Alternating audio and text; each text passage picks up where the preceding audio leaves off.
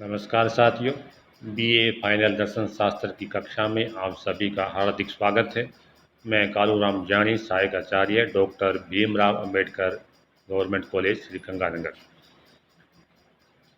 पिछले व्याख्यान में हमने रामकृष्ण देव जी के ईश्वर के विचार, ईश्वर के अवतार, जीव जगत और माया के बारे में और साधना के बारे में हमने जाना था कि उनकी साधना प्रणाली में क्या क्या बाधक हैं, कौन कौन व्यक्ति साधना के अधिकारी हो सकते हैं, कौन कौन सी बाधाएं हैं जो व्यक्ति साधना करते हुए भी साधना के मार्ग पर अग्रसर नहीं हो सकता। ऐसे कौन कौन से बिंदु हैं तो जिसमें धन है, लोभ है, कामनाएं, वासनाएं हैं, ग्रंथ हैं। यदि हम ग्रंथों का अध्ययन नहीं करते हैं तो हम साधना के अधिकारी नहीं हो सकते हैं। अगर धन है, हमारे पास धन की लालसा है, यदि इंद्रिय संयम नहीं है, यदि हमारा ध्यान पे वो एकाग्र नहीं है, हमारा ध्यान केंद्रित नहीं है, यदि हमारा इंद्रियों पर नियंत्रण नहीं है, तो हम साधना के अधिकारी नहीं हो सकते। आज के व्याख्यान में हम साधना के सहायक तत्वों के बारे में पढ़ेंगे कि साधना के सहायक तत्व क्या हैं और भक्ति के प्रकार क्या हैं। रामकृष्ण देव जी ने भक्ति के भी प्रकार बताए हैं।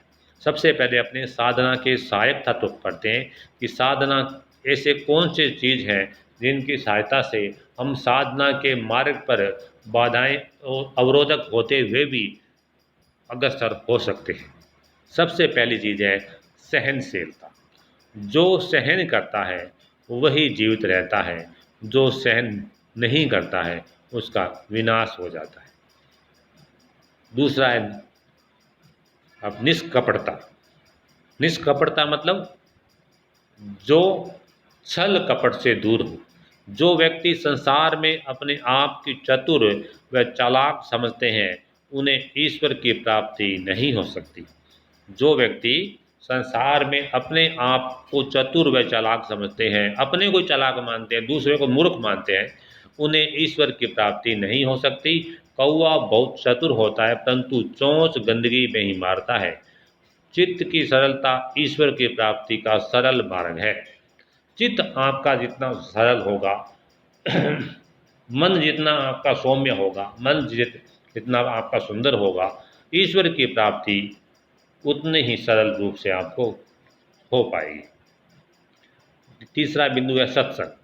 श्री रामकृष्ण देव के अनुसार साधु संग वैसा ही है जैसे चावल को धोया हुआ जल।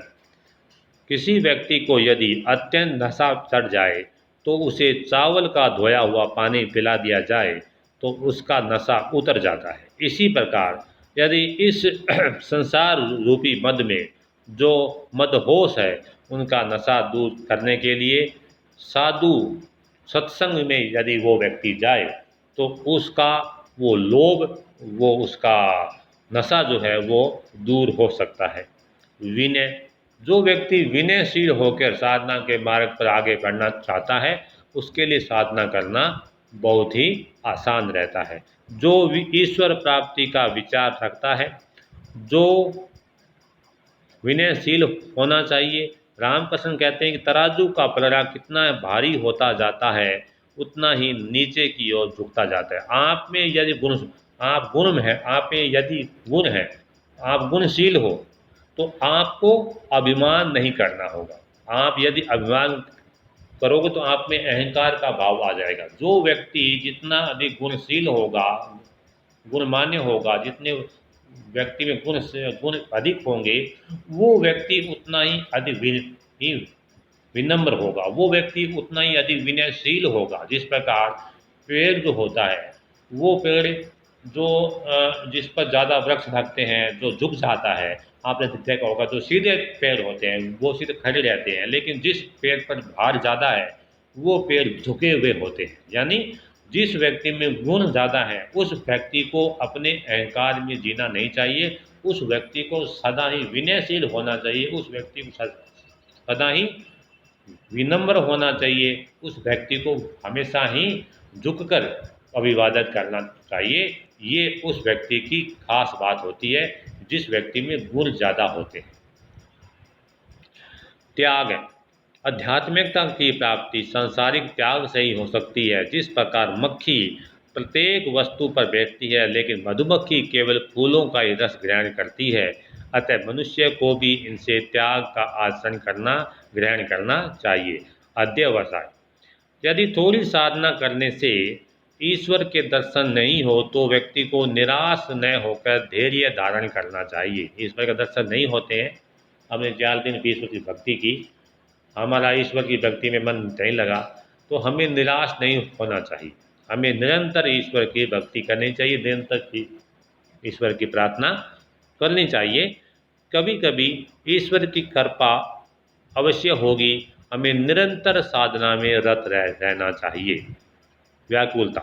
जिस प्रकार कंजूस व्यक्ति का मन धन की ओर लगा रहता है, उसी प्रकार साधक का मन भी ईश्वर की ओर लगा रहना चाहिए। रामकृष्ण जी ने ईश्वर की प्राप्ति के लिए अकेले में ईश्वर के लिए रोने पर बल दिया है। आप यदि ईश्वर की प्राप्ति नहीं होती है तो रामकृष्ण जी कहते हैं आप अकेले में बैठ के ईश्वर के बारे में चिंतन कीजिए, अकेले में बैठ के ईश्वर के बारे में ध्यान कीजिए, आपको ईश्वर की प्राप्ति निश्चित रूप से होगी। अगला बिंदु है विवेक। जब तक हम सत्य असत्य में अंतर को जान नहीं पाते हैं, समझ नहीं पाते हैं, तब तक सत्य के प्रति हमारा अनुराग उत्पन्न नहीं हो सकता। इसलिए हमें सत्य और असत्य के बीच में विवेक करना बिताना चाहिए। अगला बिंदु है ज्ञान। ज्ञान के द्वारा जीव का ब्रह्मा के साथ तादात्म्य में संबंध स्थापित किया जा सकता है। ज्ञान 3 प्रकार का होता है। सांसारिक व्यक्ति का ज्ञान, इसकी तुलना कमरे में लालटेन से की जा सकती है, जो केवल कमरे में ही प्रकाशित होती है, बाहर की वस्तुओं को नहीं। भक्तों का ज्ञान, इसकी तुलना चंद्रमा की रोशनी से की जा सकती है, जो कमरे के भीतर और कमरे के बाहर दोनों ओर वस्तुओं को प्रकाशित करता है। अवतारी पुरुषों का ज्ञान, इसकी तुलना सूर्य की रोशनी से की जा सकती है, वह विशाल अंधकार को भी एक साथ दूर कर सकता है। यह उच्चतर ज्ञान है। उच्चतर ज्ञान का स्वरूप बताते हुए ये कहते हैं कि आत्मज्ञान ही वास्तविक ज्ञान है, और जिस व्यक्ति को अपना ज्ञान हो गया, जिस व्यक्ति ने अपने आप को जान लिया, उसने सारे ब्रह्मांड को जान लिया। जिस व्यक्ति को अपना ज्ञान हो गया, उसे जगत व ईश्वर का भी ज्ञान हो गया। परंतु वह कहते हैं कि ज्ञान मार्ग का अनुष्ठान जरा कठिन है। 10वां भक्ति। कर्म फल से बचने के लिए व ईश्वर का साक्षात्कार करने के लिए साधक का भक्ति युक्त होना अनिवार्य है। यदि मन पर भक्ति रूपी भगवान रसायन लगा हो तो भगवान का रूप स्पष्ट रूप से दिखाई पड़ता है। भक्ति के लिए आत्म नियंत्रण की आवश्यकता नहीं है। भक्ति भी 3 प्रकार की बताई गई है: सात्विक भक्ति, राजसिक भक्ति और तामसिक भक्ति। सात्विक भक्ति, इसमें साधक एकांत में ईश्वर भक्ति करता है। राजसिक भक्ति, इसमें साधक बाह्य आडंबर को महत्व देता है। और तामसिक, इसमें बलपूर्वक ईश्वर को अपना घोषित किया जाता है कि ये ईश्वर तो मेरा ही है, यह धर्म मेरा ही है। इस भक्ति को तामसिक भक्ति कहते हैं। कर्म। रामकृष्ण देव ने साधना के अंतिम तत्व के रूप में कर्म को स्वीकार किया है। कर्म के बिना गति नहीं है।